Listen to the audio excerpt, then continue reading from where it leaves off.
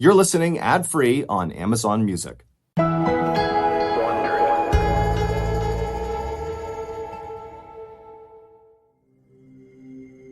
In April of 2007, a 31-year-old woman woke up from a nap on her couch and rubbed her eyes. But instead of feeling rested and refreshed, she felt even worse than when she'd gone to sleep. She had a pounding headache, and the light that was coming through her window seemed impossibly bright. Her mouth was dry from thirst, and hunger pangs racked her stomach. The woman stretched and sat up. She was sore all over. It hurt just to reach for her phone on the coffee table. She turned her phone on, and when she saw the time and date, her eyes went wide. She'd slept for 53 hours straight. The woman tried to resist the fear that was now rising in her mind. She hadn't had anything to eat or drink in days. Her body had been wasting away while she slept, and she'd been powerless to break free. If this happened again, she might never wake up.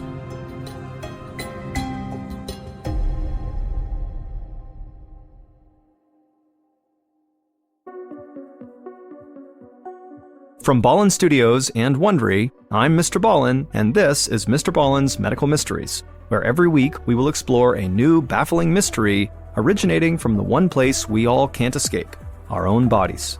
If you enjoyed today's story, please bring a to-go container to the Follow Button's wedding and use it to pack up the entire cake before the bride and groom have any.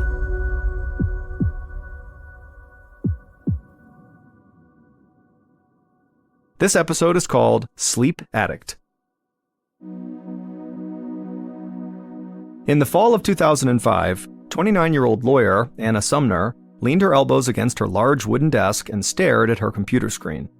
It was hard not to let her mind wander. She could see downtown Atlanta, Georgia, right from her office window.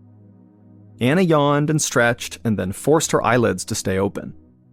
It was already 5 p.m., but she still had an important brief to finish before she could go home. Her attention wandered again, this time to the framed diplomas that hung on her wall. She had an undergraduate degree from Princeton, and she had received her law degree from Duke. She'd studied very hard in school and now had worked her way up the ranks at a very prestigious law firm. She was proud of everything she'd accomplished. Anna leaned back in her chair and kicked off her high heels. She was exhausted. Then again, she was always exhausted. In high school, she used to skip hanging out with friends just to go to bed early, which left her feeling totally isolated. During college, she routinely skipped breakfast to sleep in, and then showed up to class so hungry she couldn't even focus. Once, she'd flown cross-country for a friend's wedding, and then accidentally slept through the entire thing. Finding the energy to get through law school had been a constant struggle, and it was even harder as a young lawyer at a big firm where so much was expected of new people. Sometimes she feared that her constant fatigue was damaging the career she had sacrificed so much for. It was beyond frustrating. Anna had slept for at least 12 hours the night before, yet here she was, not feeling rested. It was like she was moving through a fog at all times. She always needed more sleep, but she knew she needed to keep working. Anna stood up and shook her arms, trying to get her blood moving. She opened her eyes as wide as she could. She shook her head back and forth and sat back down, determined to finish her work. But as soon as she started to type, her eyelids grew heavy again, and Anna nodded off, her cheek resting on the keyboard. The next thing Anna knew, she was slowly waking up. Her back ached from being hunched over in her chair. Her computer screen had gone to sleep too.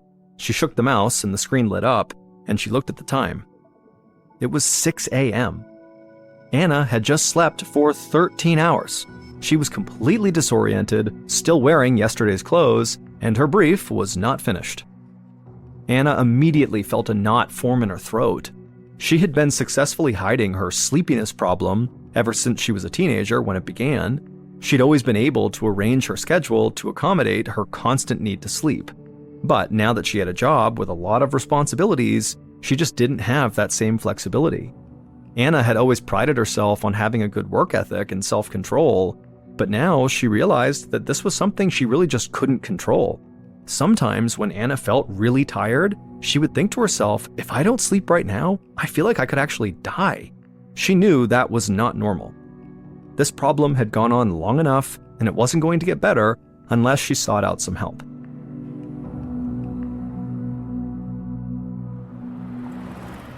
A few days later, Anna drove to the Emory Clinic Sleep Center in Atlanta.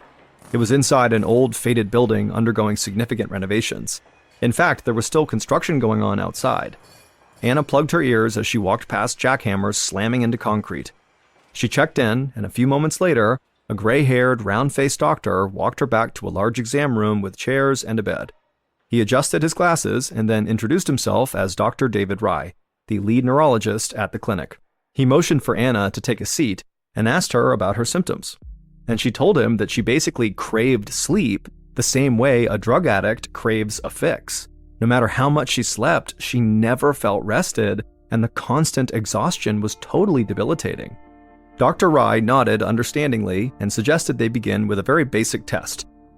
He asked Anna to simply take a nap, right there in the exam room. And so Anna laid down on the bed. She could still hear the loud construction noises going on outside, but it didn't bother her. Within moments, she was asleep. But just a few minutes later, Dr. Rye shook her awake, and then he diagnosed her with a disorder called hypersomnia. This is a catch-all term for extreme, unexplained sleepiness. It's thought that up to 5% of the entire population experiences it, though rarely at the level Anna was. So while it was a diagnosis, it really wasn't that specific. But for Anna, who'd never seen a doctor for her sleep problems before, having any diagnosis was progress, and she was even more optimistic when Dr. Rye suggested a treatment plan. He explained that in most cases, extreme tiredness is caused by a lack of energy-promoting chemicals in the brain, with names like dopamine and norepinephrine. It's like having a car with no gas in the tank. So he prescribed stimulants for Anna. These medications increase the level of these energy-promoting chemicals the same way that caffeine does. For patients like Anna, it can feel like they have a full tank of gas again. And Anna was so excited about her stimulants that after she left the doctor's office, she went straight to the pharmacy. When she got there, a pharmacist handed her a paper bag with a couple of prescription bottles inside, and Anna didn't waste any time getting her first dose. Sitting in her car in the parking lot, she opened one of the bottles, shook a pill into her hand, and swallowed it. She couldn't wait to feel better. A few months later, Anna grabbed a stack of papers off the desk in her office. Her hands shook slightly as she slipped the papers into her shoulder bag. She stood up from her desk chair, and suddenly a wave of nausea washed over her. She'd taken her prescription stimulants that morning and had been taking them every day since Dr. Rye prescribed them. In some ways, the stimulants were working. She could get through a full day of work without needing a nap, but the side effects from the medication were terrible. She felt jittery and sick to her stomach, like she'd had way too many cups of coffee. She was losing weight because she never had any appetite. And even though she had felt kind of okay for a while on this medication, she was now starting to crave sleep again. As she walked outside and unlocked her car, all Anna could think about was getting home and going to bed. She got into her car, pulled out her phone, and called Dr. Rye.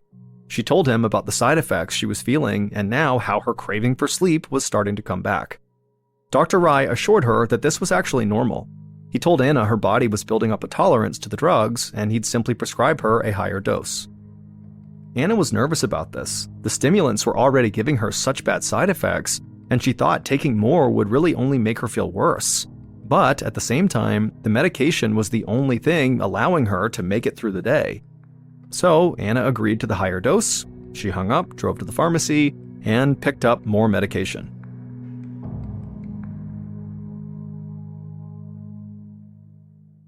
One year later, on a Friday in April of 2007, Anna was wrapping up her work for the week when the phone on her desk rang. It was her boss. He wanted her to come up to his office before she went home. Anna's hand trembled as she set down the receiver. She wasn't sure if the trembling was from a side effect of the stimulants or from nerves from what her boss just asked her to do. She knew what this conversation was going to be about, and she'd been dreading it for months. Anna had begun missing entire days of work without warning and without explanation. Even though she was constantly taking all of her stimulants, it wasn't uncommon for Anna to still literally sleep days away. Sometimes she'd go to bed and sleep for 20, 25, or even 30 hours straight. It didn't matter how many alarms she set either. Anna slept through all of them, only waking up when her body finally let her. Anna got up from her chair and her legs felt heavy. Even now, with adrenaline coursing through her body, All Anna wanted to do was sleep. It took all her strength to trudge down the hall to her boss's corner office. She knocked on the door, and then, in a somber tone, her boss asked her to come inside. Anna sat down across from his desk and tried to stay composed. She felt angry at her body for betraying her. She'd put in so many years of hard work, and she was sure that it was all about to slip away. But Anna's boss didn't fire her. He reassured Anna that he valued her contributions, but he was really concerned about her health. Though Anna rarely talked about it, her boss was quite aware of her sleep issue, and so he recommended that she take a 6-month leave of absence so she could get to the bottom of it. Anna didn't want to do this. She wanted to keep working, but she knew that taking this leave of absence was probably the right thing to do. If she couldn't be consistently relied on, she wouldn't be helping the firm, her clients, or herself. So she thanked her boss for understanding and promised to do everything she could to get back to work soon. The next afternoon, Anna was lying on her couch at home, trying to make sense of her struggles. She sipped on a cup of coffee and tried to watch TV, but as usual, she couldn't stop herself from nodding off. This time, though, waking up was worse than ever.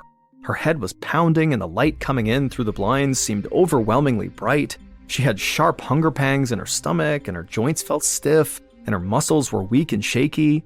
It took all her effort just to roll onto her side. She saw the TV had shut off, and the cup of coffee she'd just been drinking was now totally cold, and the cream inside of the coffee was clearly rotten and curdled at the top of the cup. Anna was confused and grabbed her phone on the coffee table, and she checked the time and date. And what she saw literally did not seem possible. According to the time, Anna had just slept for 53 hours straight. It had been over 2 days since she'd laid down on the couch, but it felt like, a second had passed. Staring at the date and time on her phone, she felt sick. Her symptoms were really starting to frighten her. How long would she sleep the next time? A week? More? How could she live anything like a normal life if this was what happened to her? She called Dr. Rye's office immediately, and he thankfully had an immediate appointment available. As Anna dragged herself off the couch and walked out to her car, she felt weak and clumsy. Walking was like trying to pull her body through sludge these days. She gingerly lowered herself into the driver's seat and then drove straight to the Emory Clinic Sleep Center.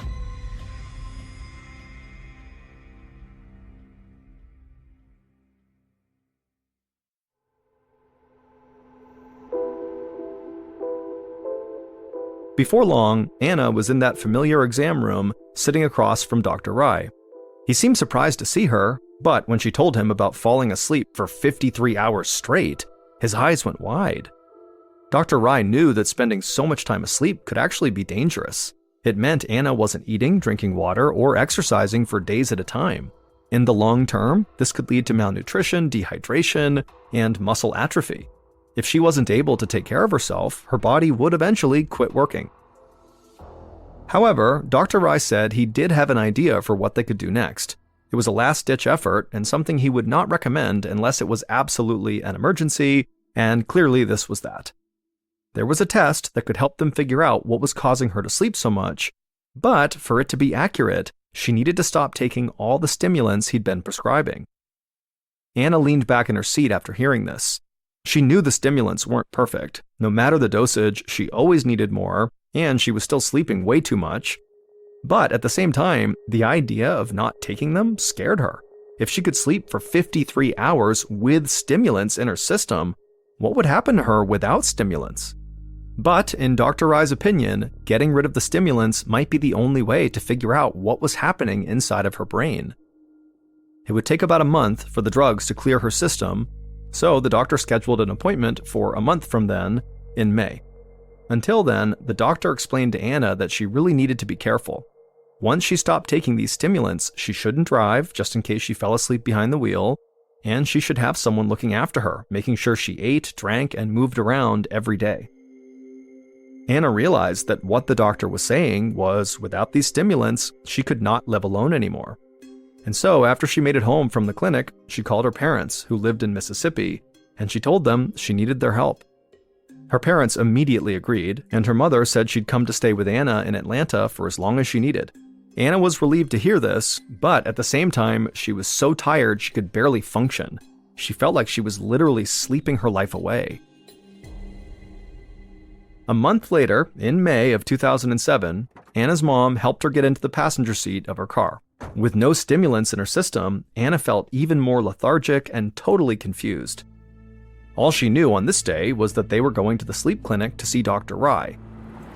The whole ride, Anna sat with her head leaned against the window, watching trees and buildings blur together as she slipped in and out of consciousness. When they got to the Emory Clinic Sleep Center, Anna felt so stiff and heavy that her mom had to help her get out of the car. Anna could barely keep her eyes open as she leaned on her mom's arm, and then she shuffled her way into the clinic, feeling like she had cinder blocks stuck to her feet. Dr. Rye met Anna in the waiting area and walked her back to an exam room. They sat down, Dr. Rye in a chair and Anna on the bed. And as soon as Anna was sitting down, she started to feel herself beginning to fall asleep. As she struggled to stay awake, Dr. Rye explained the procedure they'd be doing that day. He said sleep was largely controlled by a person's brain. The brain uses nerves and chemicals to send messages through the rest of the body, and if the balance of these chemicals is thrown off, it could make someone sleep far too little or far too much. Dr. Rye thought this could be what was happening to Anna, but he needed to analyze the fluid inside her spinal cord to be sure. This meant he would need to insert a needle into the base of her spine and withdraw some of the fluid, a procedure known as a spinal tap. Dr. Rye instructed Anna to lay down on the bed in the fetal position with her back facing him. Then he injected a local anesthetic near her spine, and Anna's back went numb. Then Anna began to feel pressure and a burning sensation as Dr. Rye inserted the needle into her spine and removed a sample of her cerebrospinal fluid. When the procedure was over, Dr. Rye told Anna it would take a few days for the results to come back. And so Anna stood, her back numb and her whole body exhausted, and she shuffled out to the waiting room where her parents were sitting. Then the parents helped Anna out to the car, they got inside, and they drove back to Anna's house in Atlanta. Anna barely made it inside before she collapsed into bed and fell asleep. A few days later, Dr. Rye was getting ready to leave work to head home when one of his assistants rushed inside and told him that the results of Anna's test had come in. Dr. Rye adjusted his glasses and then peered down at the data on his computer screen. He reviewed the chemical breakdown of Anna's cerebrospinal fluid, and what he saw shocked him so much that he called over other doctors to take a look. Every sleep specialist at the clinic was totally surprised. The results were so bizarre that one doctor even started laughing at the absurdity of the numbers they were seeing. They had literally never seen anything like this. But while the other doctors stood in disbelief, Dr. Rye felt a mixture of hope and unease. He had seen results like this before, in an Italian sleep study from the 1990s. In that study, a group of people who had symptoms similar to Anna's were given an experimental drug that cured their sleepiness. It was a drug that Dr. Rye had on hand, which meant he might be able to use it to cure Anna too. But there were problems that made Dr. Rye hesitant. That Italian study had been discredited after the research was found to have some serious issues. Plus, the drug used in that study to cure their sleepiness was never approved by the Food and Drug Administration to treat sleep disorders, and it could cause bad side effects like seizures, so giving it to Anna would definitely be a risk. But faced with Anna's spinal tap results, Dr. Rye thought the risk was worth it, and so he called Anna and told her that he might be able to treat her sleepiness, but they need to do one more test. The next month, in June of 2007, Anna came back to the Emory Clinic. She'd been off the stimulants now for 2 months, and it felt like her body was close to shutting down on her, like she'd never be able to do anything except sleep again. Every footstep she took was a total battle. She dragged herself into the exam room and crawled into the bed. She felt a nurse lift her arm, swab near her wrist, and then jab her with an IV needle. Anna was vaguely aware of other movement in the room. Multiple nurses were standing by, just in case Anna had a bad reaction to the drug, like a seizure or worse. Anna watched as Dr. Rye rolled a screen into the room.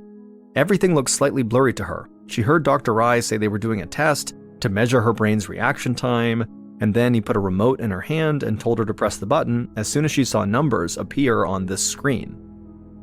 Anna tried to follow his instructions, but at the same time, she felt herself drifting in and out of consciousness, and so when a number popped up, she would press the button like she was told to, but she could tell by the look on Dr. Rye's face that she was not doing a good job.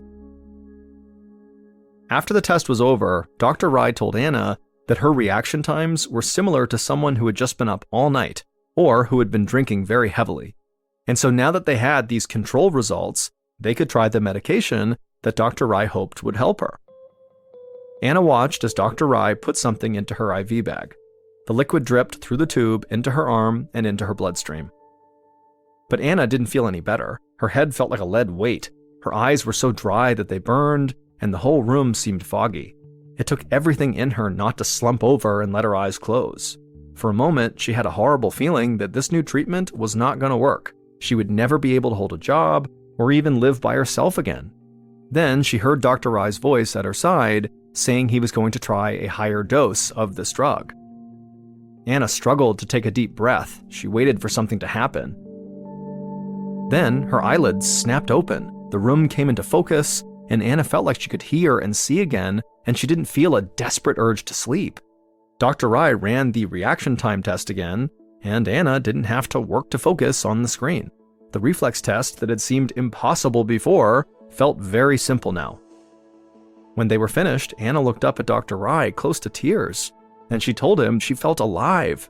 For the first time in her adult life, Anna felt truly awake.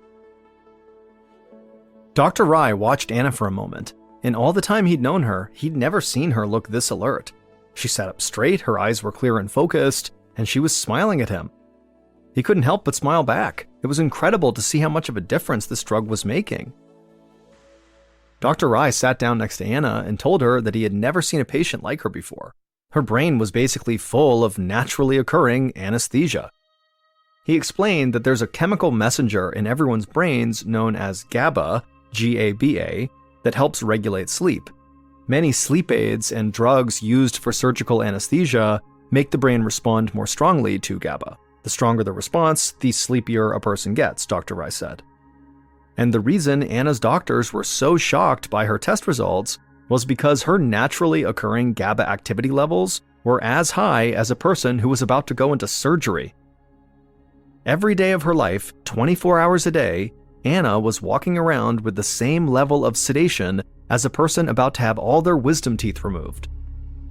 Dr. Rye watched Anna's jaw drop as she realized that she hadn't just been tired for most of her life. Her own brain had been literally knocking her out. This drug that Dr. Rye had given her was called flumazenil. Usually, flumazenil is used in hospitals to help people who are overdosing on sedatives or having trouble waking up from anesthesia. It's an emergency antidote for people whose GABA activity is too high. So for Anna, whose GABA activity was always too high, flumazenil made her brain function like a healthy person's brain. But the FDA never approved flumazenil for excessive sleepiness. The drug only came as an intravenous medication for use in hospitals, and the effects wore off really quickly. Anna would need to have intravenous injections every few hours to stay awake, and that just wasn't possible from a practical standpoint. So Dr. Rye worked with Anna and the drug maker over the next 8 months to get an exemption from the FDA that would allow her to take a daily flumazenil pill to prevent her sleepiness. The medication completely changed Anna's life. She's since gone back to work, been promoted to partner at the big prestigious law firm in Atlanta, and is enjoying what she calls, quote, the luxury of life.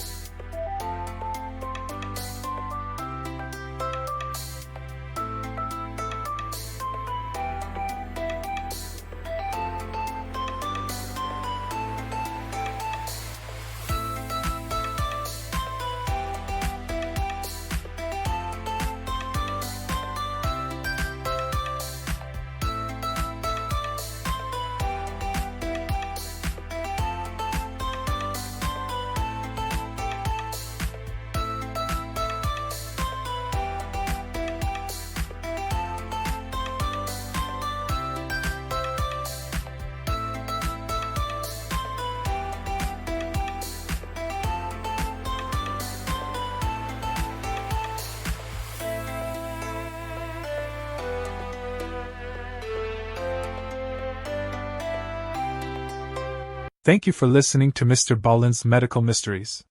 If you enjoyed today's story, be sure to come back next week because we put out a brand new mind-boggling medical mystery each week from Ballen's Studios and Wondery. This is MrBallen's Medical Mysteries, hosted by me, Mr. Ballen. A quick reminder, the content in this episode is not intended to be a substitute for professional medical advice, diagnosis, or treatment. This episode was written by Matt Almas. Our editor is Heather Dundas. Sound design is by Ryan Patesta. Coordinating producer is Sophia Martins. Our senior producer is Alex Benedin. Our associate producers and researchers are Sarah Vitak and Natalie Bettendorf. Fact-checking was done by Sheila Patterson for Ballen's Studios. Our producer is Alyssa Tominang. Our head of production is Zach Levitt. Executive producers are myself, Mr. Ballen, and Nick Witters. For Wondery. Senior managing producer is Ryan Lohr. Our head of sound is Marcelino Villapando. Our producer is Julie Magruder. Additional support from Natalie Shisha. Senior producers are Laura Donna Palavoda, Dave Schilling, and Matt Olmos. Our executive producers are Aaron O'Flaherty and Marshall Lewis.